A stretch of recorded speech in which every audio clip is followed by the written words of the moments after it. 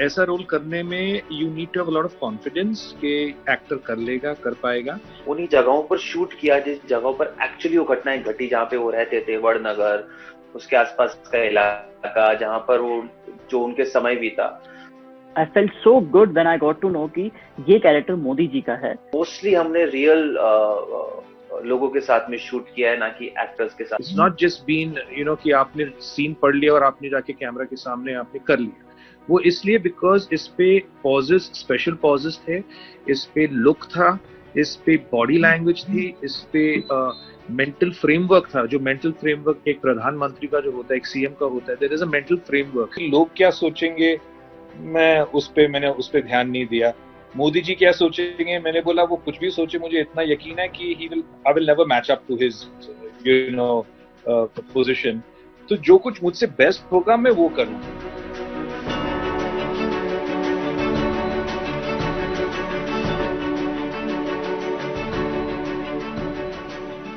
Hello and welcome guys, मैं हूं आशुतोष और आज हमारे साथ तीन खास मेहमान हैं। एक खास मकसद से एक नया कंसेप्ट लेके आ रहे हैं मोदी जी के ऊपर। एक उनकी फिल्म जो काफी कुछ बताएगी, काफी कुछ अनछुए पहलुओं को बताएगी मोदी जी के बारे में। तो महेश जी, फैजल, आशीष जी, आप तीनों का स्वागत है। Welcome to India TV. Thank you so much. Faisal, आपसे ही शुरुआत करेंगे। मतलब जिस तरह की जो बचपन का जो किरदार है मोदी जी का आप प्ले कर रहे हैं, तो किस तरह से जब ये आपको ऑफर किया गया तो how did the entire process happen, क्योंकि खुद को इसमें इवॉल्व करना किस तरह से हुआ? एक्चुअली जब कैरेक्टर के लिए कॉल आया था तो ऑब्वियसली बात है, इतनी बड़ी सीरीज बन रही है तो बहुत गुप्त थी सारी चीजें। तो मुझे सिर्फ ऑडिशन पर कहा गया है कि जस्ट प्ले ऐसे कि I felt so good when I got to know कि ये कैरेक्टर मोदी जी का है। एंड उसके बाद में जो शूटिंग की डिटेल्स भी आई कि हम कहाँ शूट करेंगे, तो ऑलमोस्ट हम लोग ने सारी रियल लोकेशंस पे शूट की है। एंड उनके बचपन का जो किरदार निभाया है उसमें से पर्सनल लाइफ में भी मुझे बहुत कुछ सीखने के लिए मिला है, जिससे आई थिंक लोग अभी देख रहे हैं तो वो लोग इंस्पायर हो रहे हैं। So it was a great journey I can say. Mahesh जी, आप भी जो मोदी जी का जो किरदार है, तो लाइक आपने अलग अलग तरह के कई सारे किरदार किए हैं, अलग अलग कैरेक्टर्स प्ले किए हैं, बट इस बार जब मोदी जी के किरदार के लिए आपको अप्रोच किया गया तो what was your first reaction? मेरा पहला रिएक्शन ये था कि सीरियसली आपको ऐसा लगता है कि मैं ये कर पाऊंगा? नहीं, आई एम जस्ट किडिंग। तो जब ऑफर था मुझे, तो ऐसा हुआ था कि मैं जब ऑफिस पहुंचा तो उमेश जी वहां पे नहीं थे, ही वाज आउट। सो वो 10 मिनट बाद आए, तो उन्हें लगा था कि ऑलरेडी लोगों ने मुझे बता दिया है कि मैं मोदी जी का किरदार निभा रहा हूँ। तो जब वो अंदर आए, मुझे उन्होंने सीन सुनाए। सीन सुनाने के बाद सेकंड सीन पे गए, तो उस दरमियान मैंने पूछा कि sir 1 second, I know you are making something political, but मैं कौन सा रोल कर रहा हूँ? तो तब उन्होंने मुझे कहा कि आप मोदी का रोल कर रहे हैं।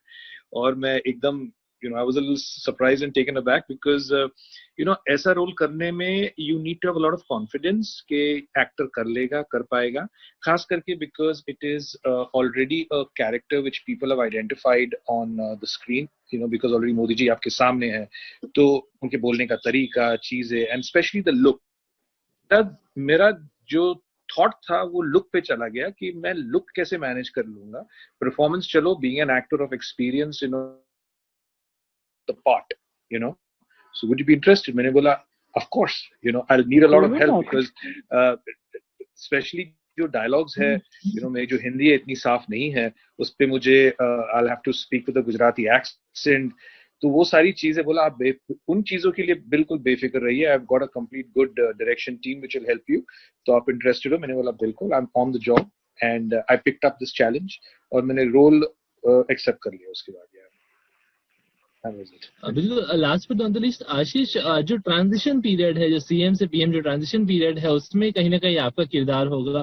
तो जो यंग मोदी जी हैं, तो उनका जो किरदार है, तो खुद को उसमें ढाल पाना, उनकी क्वालिटीज को, जो सारी उनकी क्वालिटीज उन्हें अपनाना, तो हाउ वाज इट? कैसा चैलेंज, कितना टफ था, या किस तरह से आपने उसे हैंडल किया? जो मेरा किरदार है वो है उनके फॉर्मिंग ईयर्स, जो जिस समय कह लें 25 से 45 तक का जो शायद उनका समय रहा, एज ग्रुप रहा, वो मैंने प्ले किया है। और वो उस समय जिस समय वो संघ के कार्यकर्ता रहे, ग्राउंड से उन्होंने काम करना शुरू किया, उनकी पर्सनल से पॉलिटिकल जर्नी का कन्वर्जन जो था वो उस दौरान हुआ।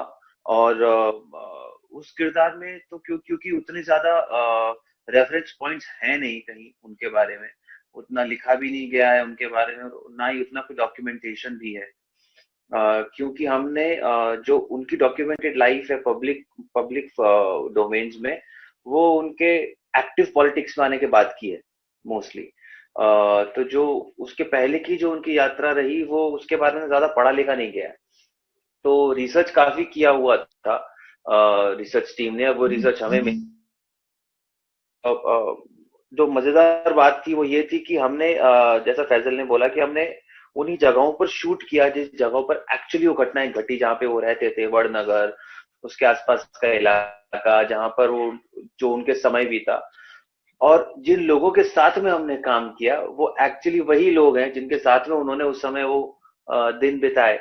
और जो एक एक्शन रिएक्शन होता है वो इसलिए इतना अच्छा हुआ क्योंकि मोस्टली हमने रियल लोगों के साथ में शूट किया है, ना कि एक्टर्स के साथ में।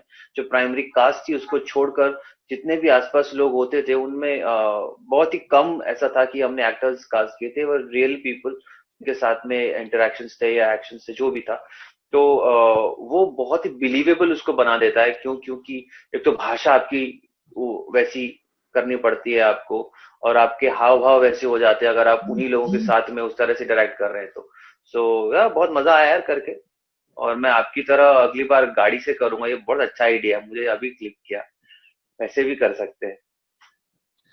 चलिए महेश जी, जैसे कि जो जो किरदार है, मतलब इसके अंदर इसको ढालने के लिए तो कोई प्रिपरेशंस, मतलब कि कुछ जो अपने कहाँ से, मतलब जो प्रिपरेशंस हैं, तो कितना समय लगा खुद को उस किरदार के अंदर ढालने के लिए? कोई स्पेशल जो तैयारी आपने की, उनका बात करने का ढंग, बोलने का ढंग? ये प्रोसेस मेंटल प्रोसेस होता है, और इस मेंटल प्रोसेस में आपको ये ध्यान देना पड़ता है कि आपका ध्यान कहीं बटे ना।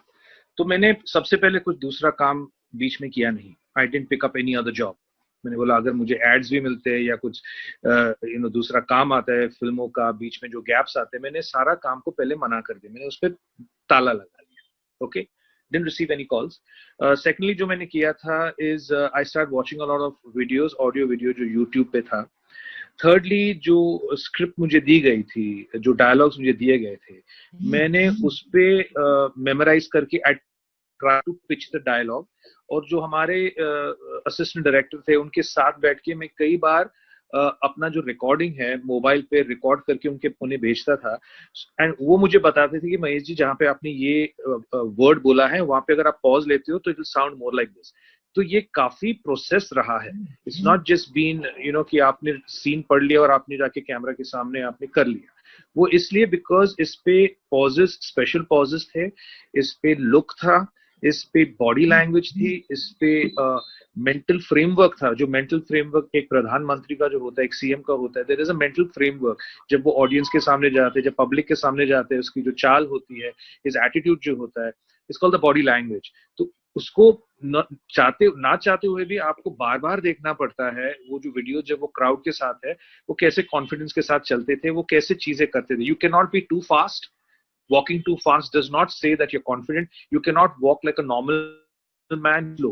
So they एक special walk होता है। तो इतनी सारी बारीकियां थी जो एक्चुअली ये होता है mostly method actor. Method acting बहुत कम की है मैंने, कि मेरे सामने सीन है और उसी वक्त में मेहनत करनी पड़ी, जो मैंने किया। And that's what I can say. Faisal, आपके लिए सवाल था, जो आपने इनिशियल डेज का जो किरदार उनका निभाया है, तो अब इससे पहले आपने जितने भी किरदार निभाए काफी अलग थे। इस बार जब आपने जो मोदी जी का किरदार निभाया तो रेफरेंस कहाँ से लिया? बिकॉज उस दौरान की कम ही चीजें हैं जो मतलब रेफर करने के लिए, तो कैसे खुद को वो जो किरदार के अंदर मोल्ड किया है आपने उसमें?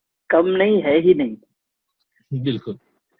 एक्चुअली ये बहुत इंटरेस्टिंग क्वेश्चन है आपका, क्योंकि ऐसा बचपन का जो भी मोदी जी ने बचपन जिया है वो सिर्फ उनके आसपास के लोग, उनके दोस्त और उनके करीबी लोगों को ही पता है कि वो कैसे थे, क्या थे। कोई भी आप कैरेक्टर अगर कोई और कर रहे हो या कुछ कर रहे हो तो आप एक बचपन का कैरेक्टर कर सकते हो, बट यहाँ पर इन मोदी जी के बचपन के कैरेक्टर करने में भी मुझे बहुत सारी चीजों पे काम करना पड़ा।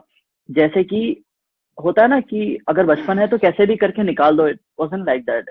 मुझे भी उस पे जैसे महेश जी बता रहे हैं, उनको तो बहुत सारा काम करना पड़ा था। मैंने बताया कि जब भी मैं उनको सेट पे देखा था, 1 सेकंड के लिए शॉक लगा था मुझे। तो वैसे ही उनके बॉडी लैंग्वेज, उनके बात करने का तरीका, हाथ बहुत यूज करते हैं मोदी जी बात करते वक्त, वो सब मुझे बचपन में डाल के करना पड़ा था। और मुझे एक कैरेक्टर इमेजिन करके कि ऐसे हुआ होगा, अब वो ऐसे है तो शायद बचपन में ऐसे होंगे, तो वैसे करके एक बचपन का किरदार जो मैंने निभाया है। बिल्कुल। महेश जी, अब मोदी जी को हर कोई देख रहा है, हमारे पीएम हर कोई फॉलो कर रहा है, तो कहीं ना कहीं एक ये भी प्रेशर होता है कि मतलब कंपैरिजन तो ऑब्वियसली हो ही जाएगा। तो वो भी एक प्रेशर है कि मतलब उन्हें अच्छी तरीके से पोर्ट्रे करना, वो खुद भी देखेंगे, वो खुद भी देख सकते हैं। तो एक पीएम है, पीएम का कैरेक्टर प्ले करना। तो ज्यादा करके मैंने अपना दिमाग वहां पे नहीं डाला, बिकॉज जब आपके सामने स्क्रिप्ट होती है और आपके सामने एक बहुत बड़ा you have to climb this huge mountain, इतना बड़ा टास्क है आपके सामने, तो ये कि लोग क्या सोचेंगे, मैंने उस पे ध्यान नहीं दिया।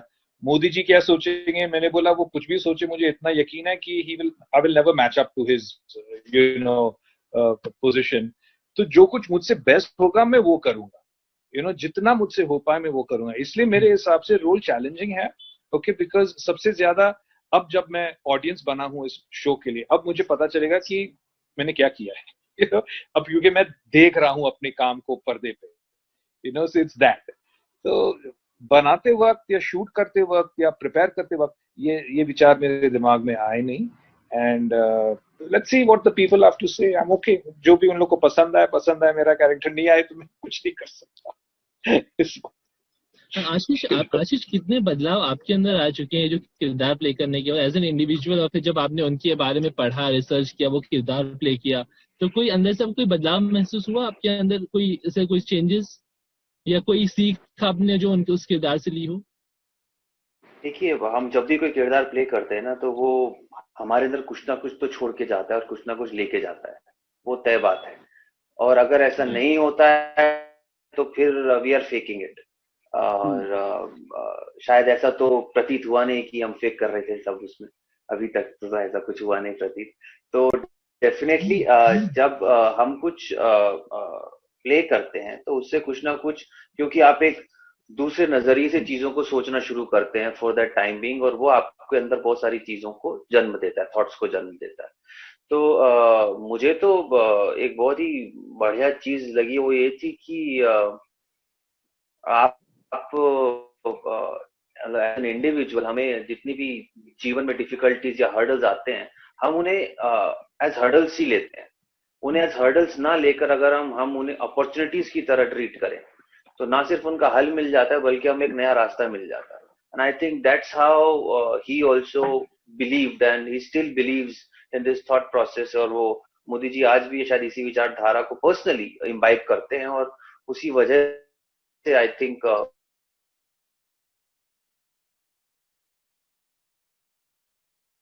वो भी शायद वहीं से कहीं ना कहीं जन्म लेती है। तो yeah, I think this is one thing which I really adored, and I think I've tried to imbibe it, but it's very difficult to imbibe this quality. And but yeah, it's one thing which definitely can change a route of your life. Lastly आप तीनों से जानना चाहेंगे, महेश जी, फैजल, आशीष जी, एक मोदी जी वाले अंदाज में जो आपका किरदार है, उस अंदाज में सभी दर्शकों, फैंस, व्यूअर्स, जो वेब सीरीज आ रही है, उनके जो एक्सपेक्टेशंस है, उसके लिए क्या कहना चाहेंगे? महेश जी, आपसे शुरुआत करते हैं, जो मोदी जी वाले अंदाज में। क्या चाहते हैं? मैं सुनाई नहीं दिया, सवाल नहीं। जी, मैं ये कह रहा था, जाते जाते सभी दर्शकों, फैंस, व्यूअर्स जो है, जो जो सीरीज आ रही है। जी, अभी आ रही है? अभी आ रही है? नहीं, your sound is getting cut, बहुत ही ऊपर नीचे हो रहा है आवाज। वो सवाल क्या है आपका? ओके, हाँ, मैं ये कह रहा था कि जाते जाते आखिर में आपके मोदी जी वाले अंदाज, आपके किरदार के अंदाज में सभी दर्शकों, फैंस, व्यूअर्स, सभी से क्या कहना चाहेंगे? ट्राई करता हूँ, क्योंकि मेरे पे गेटअप नहीं लगा हुआ है। वो कोशिश करता हूँ। जी। कि मित्रों जी हम चाहते हैं कि हमारा जो शो आ रहा है मोदी सीजन 2 आप जरूर देखिएगा। वहां पर आपको महेश ठाकुर जी दिखेंगे पीएम मोदी का कैरेक्टर निभाते हुए। जहां पर आपने महेश ठाकुर देखा तो मतलब उसने सही काम नहीं किया है। बस all I can tell you please watch the show. Faisal. जी मैं तो मोदी जी के अंदाज में तो क्या बोल पाऊँ, महेश जी ने तो बहुत अच्छा बोला है और यही हमें पता है। आई जस्ट वांट टू से कि कैन यू हियर मी? या आई कैन हियर यू। उसको बहुत सारे लोगों ने सपोर्ट किया, देखा, उससे बहुत चीजें सीखी, अच्छा देखा, बुरा देखा, सब कुछ देखा। सीजन 2 आया है, सो प्लीज इसको भी उतना ही सपोर्ट कीजिएगा। एंड या इससे भी जो भी इंस्पिरेशन मिलती है अपने लाइफ में उसको आजमाइए। एंड प्राइम मिनिस्टर के बारे में अगर आपको बहुत सारी जानकारी, जो हमने जितना रियलिटी दिखा सकते हैं उतना कोशिश की है, सो देखिए, इंस्पायर होइए and just watch our series, that's all. Last but not the least, Ashish आप क्या कहना चाहेंगे? अगर मोदी जी वाले अंदाज में कुछ आप कहना चाहो तो सभी फैंस व्यूअर्स से। जी मैं कहाँ कुछ कह पाऊंगा, जो इतनी अच्छी नुमाइश महेश जी ने दी है उसके बाद उसे मैचअप करना तो इम्पॉसिबल है। And I still remember one incident. I remember Mahesh ji shoot कर रहे थे and he was rehearsing constantly, वो रिहर्स कर रहे थे और मैं बाहर, हम दोनों का वो ट्रांजिशन कुछ था, कुछ शूट हो रहा था और मैं ना बाहर गार्डन में झूले पे ऐसे बैठ इन्हें दूर से देख रहा था और ये लगे हुए थे मेहनत, इधर से उधर वॉक, और he just constantly rehearsing for 2 hours, short setup हो रहा था। तो मैं सिर्फ ये कह सकता हूँ कि वो इतनी मेहनत उसके पीछे गई है कि आई एम श्योर कि जो सीजन 1 जितना पसंद किया, सीजन 2 से भी ज्यादा लोग पसंद करेंगे एंड महेश जी को बहुत पसंद करेंगे। और उसकी छोटी सी नुमाइश तो उन्होंने भी दे ही दी आपको। So please watch our season 2 and that's all I can say. Thank you so much thank you Ashish. So much, thank you so Thank you, much Faisal. आपने Thank समय you. दिया बात करने Thank की। you, wishing all the Ashutosh. Best and thank you so much.